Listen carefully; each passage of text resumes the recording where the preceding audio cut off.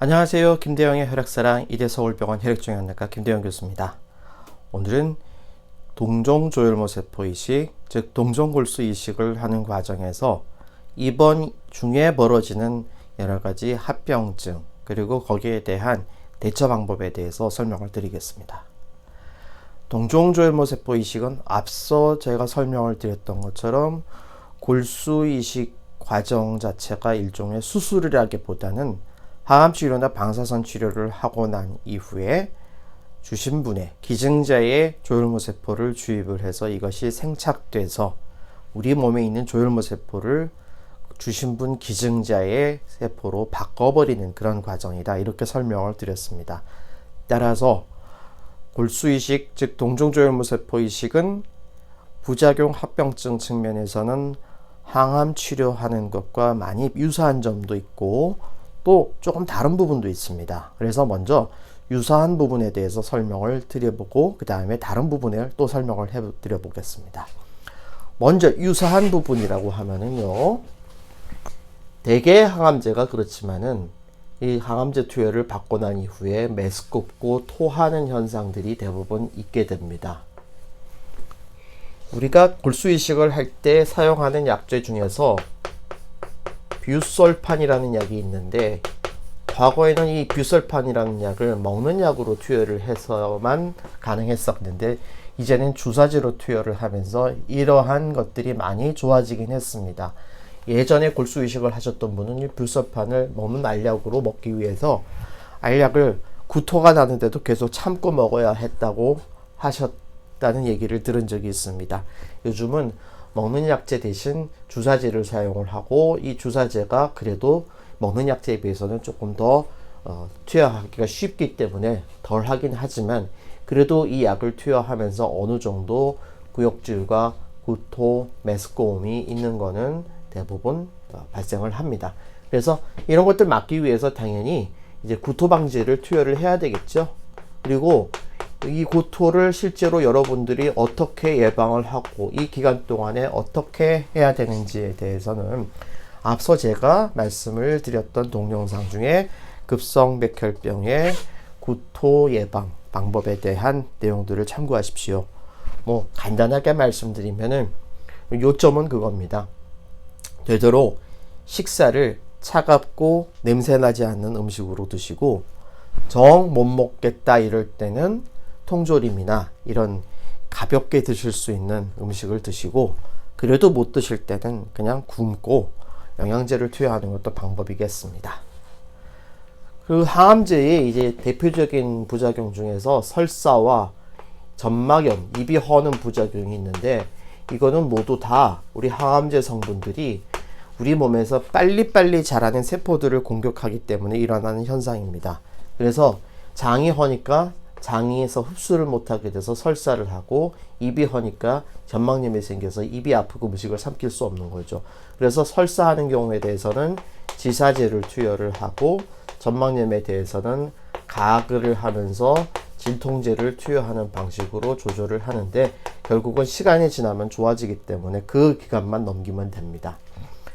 탈모는 생각보다 많지 않은 게 일반적입니다. 그렇지만은 그래도 조혈모세포 이식을 하면서 원래 이걸 들어가실 때 이미 머리카락이 없는 분도 있고, 또 조혈모세포 이식을 받고 난 이후에 그 사이에 좀 났던 머리카락이 다시 빠지는 분도 있어서 이것도 유의해서 보셔야 되겠죠.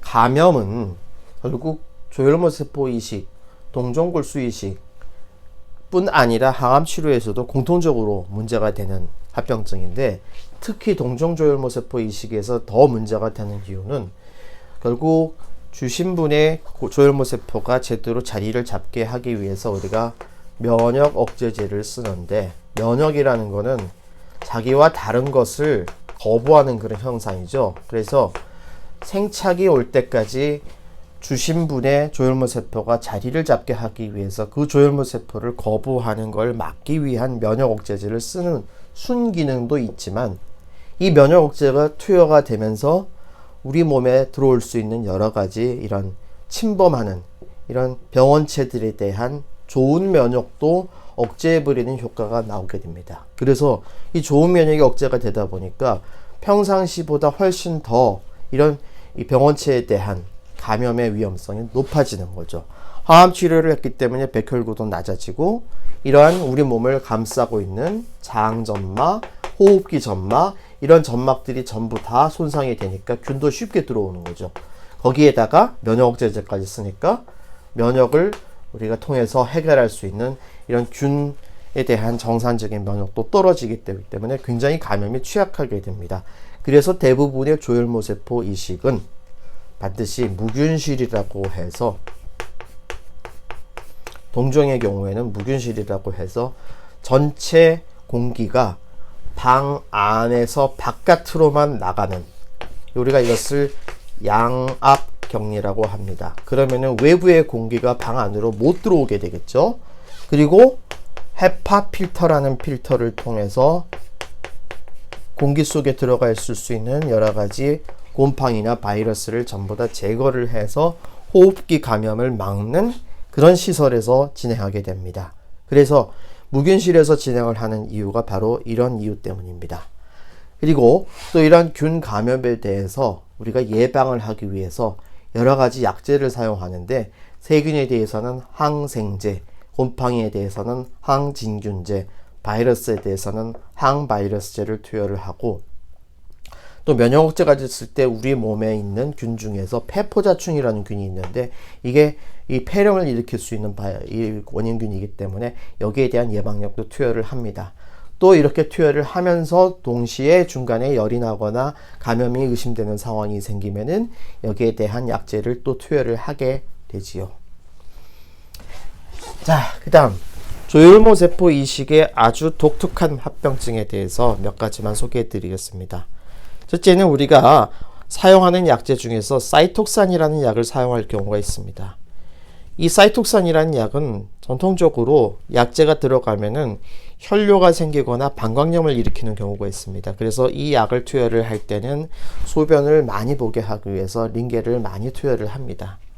그럼에도 불구하고 혈뇨나 방광염이 생기는 경우가 있습니다. 그래서 이러한 경우에는 좀 보존적인 치료를 해서, 다시 말해서 그냥 수액 치료를 하고 기다리면 되게 좋아지지만, 이러한 혈뇨 방광염이 조혈모세포 이식에서 올 수 있는 콩팥을 침범하는 BK 바이러스라는 바이러스에 의한 감염일 수도 있어서 대부분 여기에 대한 감염 검사를 같이 시행을 하기도 합니다.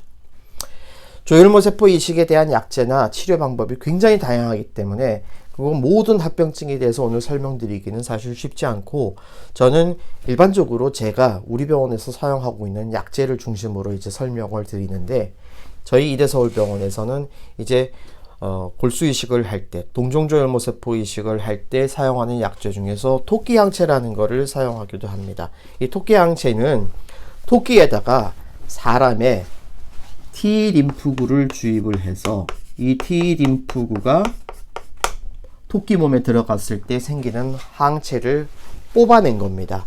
그래서 이거를 약제로 사용하게 되면은 우리 몸에 T림프구와 결합을 해서 T림프구를 제거하는데, T림프구가 하는 가장 중요한 역할이 면역 거부 반응이거든요. 그래서 이 면역 거부 반응을 없애기 위해서 조혈모세포의 생착을 돕기 위해서 토끼 항체라는 것을 사용할 때가 있습니다. 그런데 모든 종류의 항체가 그렇지만 더군다나 토끼 항체는 토끼에서 뽑은 항체이기 때문에 사람과 다른 단백질이죠. 그래서 이 단백질이 몸 안에 들어가게 되면은 여러 가지 면역 반응이 또 일어나게 되는데, 일종의 알레르기 반응 같은 게 일어납니다. 열이 고열이 날 수도 있고 피부 발진이 날 수도 있고 때로는 혈압이 떨어지는 그런 현상이 일어날 수도 있습니다. 그래서 이 토끼 항체를 투여를 할 때는 우리가 미리 신중하게 전처치 약물들을 사용을 하고, 약제가 투여되는 기간 동안에는 신중하게 모니터링을 하면서 투여를 하게 되어 있습니다.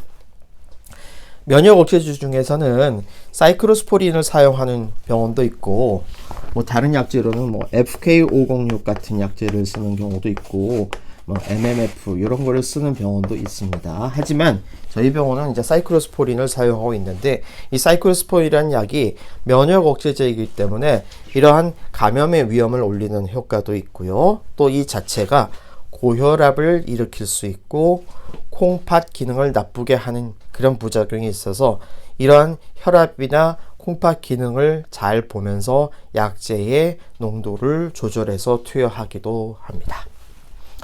사실 이거 이외에도 굉장히 많은 합병증들이 있습니다. 모든 골수이식, 조혈모세포 이식은 사실 합병증이 없는 치료는 아닙니다. 합병증이 많은데도 불구하고 우리가 치료를 진행하는 이유는 모든 치료를 할 때 우리는 항상 치료에 대한 부작용과 그 치료를 통해서 얻을 수 있는 이득을 비교하게 됩니다. 어떤 이득이 부작용보다 크다고 판단했을 때 우리는 치료를 진행하지요. 따라서 어떤 치료를 했을 때 부작용이 있을 수 있다는 점을 반드시 명심하시고, 그런 부작용에 대해서는 우리가 잘 관리를 해서 극복을 하면 우리가 얻고자 하는 그런 이득을 충분히 얻을 수 있다. 이렇게 이해하시면 되겠습니다. 예, 오늘도 혈액질환으로 치료받으시는 저희 환우분들과 그 가족들의 건강과 행복을 기원합니다.